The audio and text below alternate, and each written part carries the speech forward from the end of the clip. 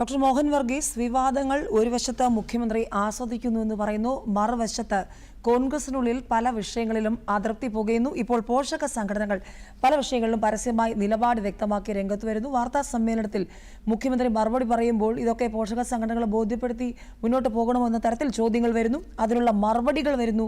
ഇതെല്ലാം കൃത്യമായി ശ്രദ്ധയിൽപ്പെടുത്തുമെന്ന് നേതാക്കന്മാർ പ്രതികരിക്കുന്ന ഒരു സമയമാണ്. അവിടെ നമ്മൾ ആമുഖത്തിൽ ചോദിച്ച കാര്യം ആദ്യമായൊന്നുമല്ല, മുഖ്യമന്ത്രി ആയതിനു ശേഷം വി ഡി സതീശന്റെ പല നിലപാടുകളോടും വിയോജിച്ച് കോൺഗ്രസിനുള്ളിൽ നിന്ന് തന്നെ നിരവധി പേർ രംഗത്ത് വരുന്നത്. ഇപ്പോൾ പോഷക സംഘടനകളോട് ആ വഴിക്ക് വരുമ്പോൾ അവിടെ നമ്മൾ ആദ്യം പറഞ്ഞ ചോദ്യത്തിലേക്ക് തന്നെ വരികയാണ്. ഇത് എന്തിൻ്റെ ഭാഗമാണ്? ഇപ്പോൾ ചില ആരോപണങ്ങൾ വരുന്നു, അത് ക്രിയാത്മകമായ ചർച്ചയായി വരുന്നു, അങ്ങനെ കാണുന്നു. അത് ഏകപക്ഷീയമായി പോകുന്ന മുഖ്യമന്ത്രിയുടെ നിലപാടുകളെ തിരുത്താൻ സംഘടനാ നേതാക്കന്മാർ രംഗത്ത് വരുന്നതാണോ, അതോ മറ്റെന്തെങ്കിലും ഗ്രൂപ്പ് കളികളാണോ? ലക്ഷ്മി, ഒരു വ്യക്തി തൻ്റെ ആത്മവിശ്വാസത്തിൻ്റെ ആൾരൂപമായി മാറുന്നതിൽ തെറ്റൊന്നുമില്ല. അത് മുഖ്യമന്ത്രി സ്ഥാനത്തിരിക്കുന്ന ശ്രീ വി ഡി സതീശൻ പൊതുവെ പ്രകടിപ്പിക്കുന്ന ആത്മവിശ്വാസം നല്ലതാണ്. പക്ഷേ ആത്മവിശ്വാസത്തിനെ ഒരു താൻപോരിമയുടെ അല്ലെങ്കിൽ സ്വയം ശരിയാണ് എന്നതിൻ്റെ സെൽഫ് റൈറ്റ്യസ് എന്ന നിലപാടാണ് എങ്കിൽ തീർച്ചയായും സ്വന്തം പാളയത്തിൽ നിന്നും ശത്രു പാളയത്തിൽ നിന്നും എതിർപ്പുകൾ വരും. അത് സ്വാഭാവികം തന്നെയാണ്.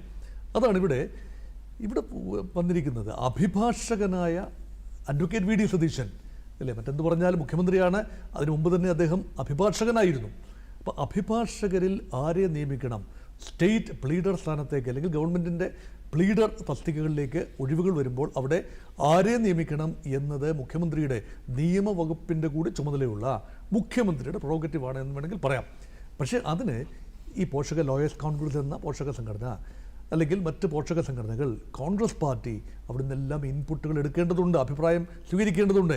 അതൊരു നാട്ടുനടപ്പ് തന്നെയാണ്. അങ്ങനെയാണല്ലോ ഇടതുപക്ഷം അധികാരത്തിലിരിക്കുമ്പോൾ SFIയുടെയും DYFIയുടെയും അതുപോലെ മറ്റ് പോഷക സംഘടനകളുടെയും എല്ലാം താല്പര്യങ്ങളും അഭിപ്രായങ്ങളും എല്ലാം റെപ്രസെൻറ്റ് ചെയ്യുക എന്നതാണ് CPM സാധാരണ ചെയ്യുന്നത്. ഒരു മുഖ്യമന്ത്രിക്ക് പാർട്ടിയെ അതിലംഘിച്ചുകൊണ്ട് പാർട്ടിയുടെ താല്പര്യങ്ങൾക്ക് ഉപരിയായ സ്വാർത്ഥ താല്പര്യങ്ങൾ ഉണ്ടായാൽ സ്വാഭാവികമായി തിരുത്തുകളുണ്ടാകും. ഇവിടെ ഒരുപക്ഷെ ശ്രീ പിണറായി വിജയൻ തൻ്റെ സ്വന്തം താല്പര്യങ്ങൾ പലതും പാർട്ടി താല്പര്യങ്ങൾക്ക് ഉപരിയായി നടത്തി എന്ന ആരോപണം കേട്ടു. പക്ഷേ CPMനുള്ളിൽ ഒരു സംഘടനാ സംവിധാനമുണ്ട്. സാധാരണഗതിയിൽ അവർ മുഖ്യമന്ത്രിക്കെതിരെ തിരിയാറില്ല. പാർട്ടി പോലും ശ്രീ പിണറായി വിജയനോടൊപ്പം തന്നെയായിരുന്നു എന്ന പ്രതീതിയാണ് ഉള്ളത്. വി ഡി സതീശൻ ആ ലക്ഷറി അനുഭവിക്കുന്നില്ല ലക്ഷ്മി.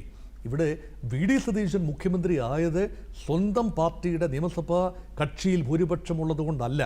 അദ്ദേഹത്തെ പിന്തുണയ്ക്കുന്നവർ തുലവും പരിമിതമായിരുന്നു. പക്ഷേ ഹൈക്കമാൻഡിൻ്റെ ഒരു പ്രത്യേക സ്കീം അനുസരിച്ച്, പൊതുജന അഭിപ്രായം അനുസരിച്ച്, മുസ്ലിം ലീഗിൻ്റെ സമ്മർദ്ദം അനുസരിച്ച് ഒരു സാഹചര്യത്തിൽ, പ്രത്യേക സാഹചര്യത്തിൽ മാൻഡേറ്റിനെ വിശകലനം ചെയ്തത് ഹൈക്കമാൻഡ് വിശകലനം ചെയ്ത് അങ്ങനെയാണ്. അത് ശരിയായ തീരുമാനം തന്നെയാണ് എന്ന് വിശ്വസിക്കുന്ന ആളാണ് ഞാൻ. പക്ഷേ ഒരിക്കൽ അങ്ങനെ അധികാരത്തിൽ വരുന്ന ആൾ താൻ അധികാരത്തിൽ വരാൻ ലഭിച്ച ഗുഡ്വില്ലിൻ്റെ അടിസ്ഥാനം AD തോമസിൻ്റെ രക്തം ചിന്തിയിരിക്കുന്നു ആലപ്പുഴയിൽ. അതുപോലെ മറ്റൊരു യൂത്ത് കോൺഗ്രസ് നേതാവിൻ്റെ KSU നേതാവിൻ്റെ രക്തം ചിന്തിയിരിക്കുന്നു. വലിയ രീതിയിലുള്ള കൊടിയ മർദ്ദനമാണ് നവകേരള യാത്രയിൽ ഉടനീളം KSU യൂത്ത് കോൺഗ്രസ് നേതാക്കൾ അനുഭവിച്ചത്. ചെറിയൊരു വിഭാഗം മാത്രമാണ് തെരുവിലിറങ്ങി പ്രൊട്ടസ്റ്റ് ചെയ്തത്.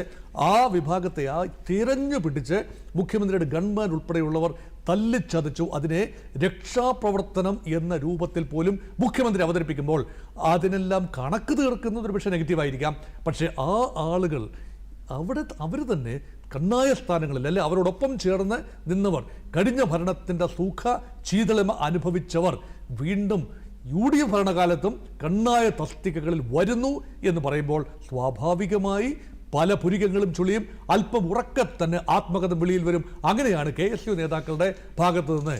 തിരുവനന്തപുരം ലോ കോളേജിലെ വിദ്യാർത്ഥിനി ആയിരുന്നു ഇപ്പോൾ ഗവൺമെൻറ് പ്ലീഡറായി നിയമിതയായ ജിറോണോ ജെയിംസ്.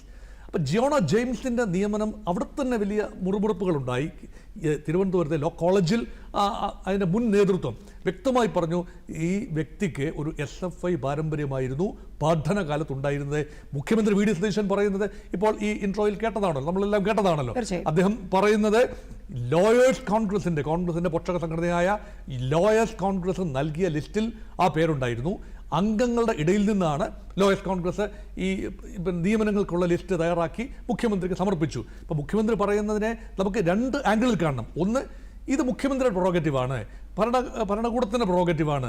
അല്ലാതെ പോഷക സംഘടന പറഞ്ഞതുകൊണ്ട് മാത്രം കഴിവോ അർഹതയോ മറ്റ് മാനദണ്ഡങ്ങളോ നോക്കാതെ കണ്ടും പൂട്ടിയൊരു നിയമനം നടത്താൻ കഴിയില്ല. അത് ക്വാളിറ്റേറ്റീവ് പരിഗണനകളാണ്. പക്ഷേ അങ്ങനെ ക്വാളിറ്റി ഉള്ളവർ കോൺഗ്രസ് പാർട്ടിയുടെ പോഷക സംഘടനകളിൽ മാത്രം പ്രവർത്തിച്ചവർ ഇല്ലായിരുന്നോ എന്നതാണ്. പൂർവാസ്ത്രവം പലപ്പോഴും പ്രകടമായി നോക്കാം. അങ്ങനെ ഇല്ലായിരുന്നോ എന്നുള്ളത് നമുക്ക് അതിലേക്ക് പോകാം സാർ.